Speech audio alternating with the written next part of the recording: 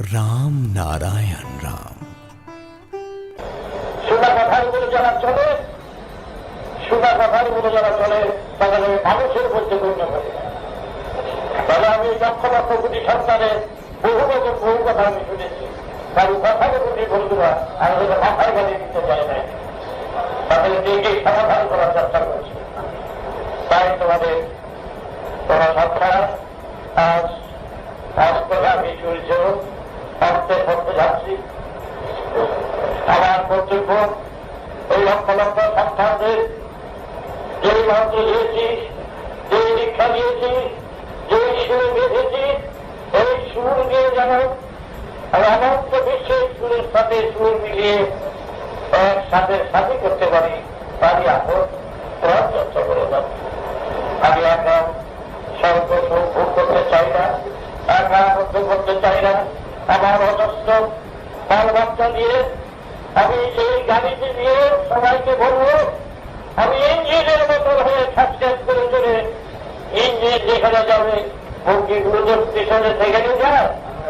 হ্যাঁ, তোমাদের যদি পারি, আমার হিম্মত থাকে, যদি সেইভাবে পারি আমি তাই শেষ পর্যন্ত আমার রক্ত ত্যাগ করলাম।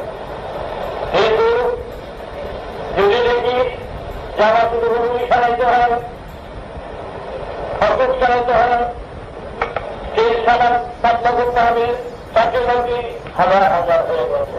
আর এই তাগিদ দিয়ে জন্মটা বন্ধ করা যাবে না, যেখানে মৃত্যু অনিবার্য।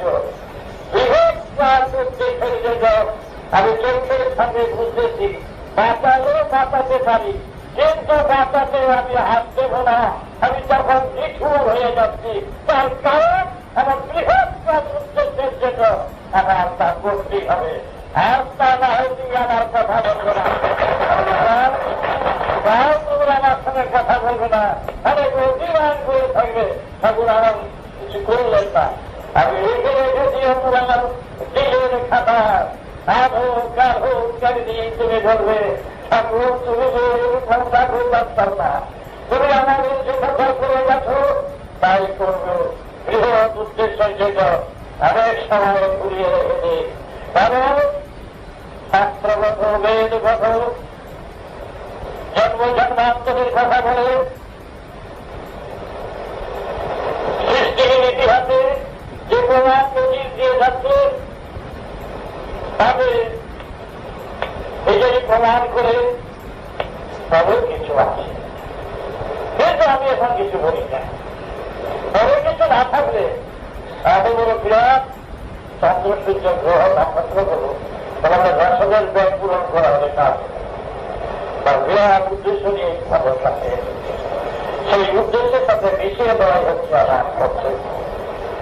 সেখানে হাজার হাজার কোটি বছরের যদি সঞ্চিত অপরাধগুলো তোমাদের যাওয়ার থাকে, এই আমাদের দেশের আবর্জনা জমে থাকে,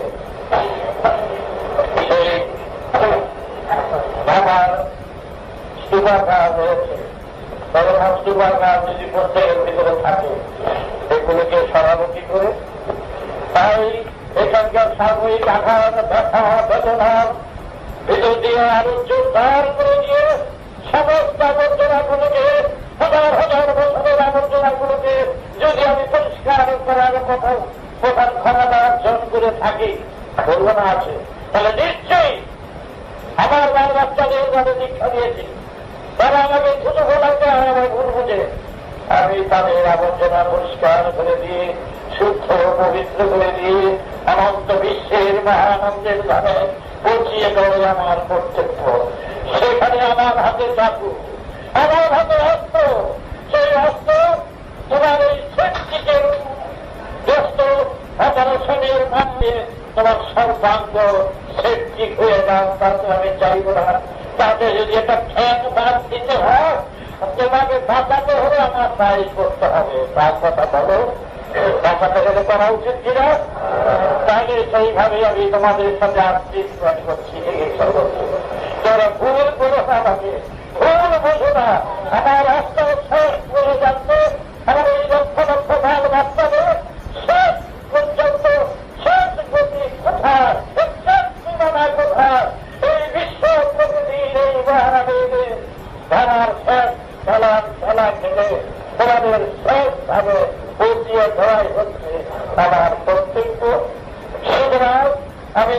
ইচ্ছার হাতে ভালোবাসাও রেখেছি, অস্ত্রও রেখেছি, প্রেমও রেখেছি।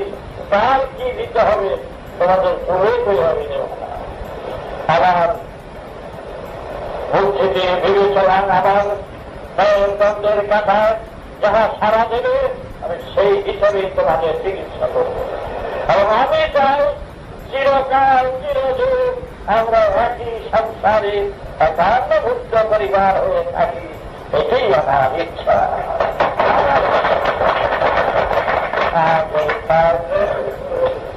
সুস্থ অবস্থায় আজ এই কথা ধরলাম।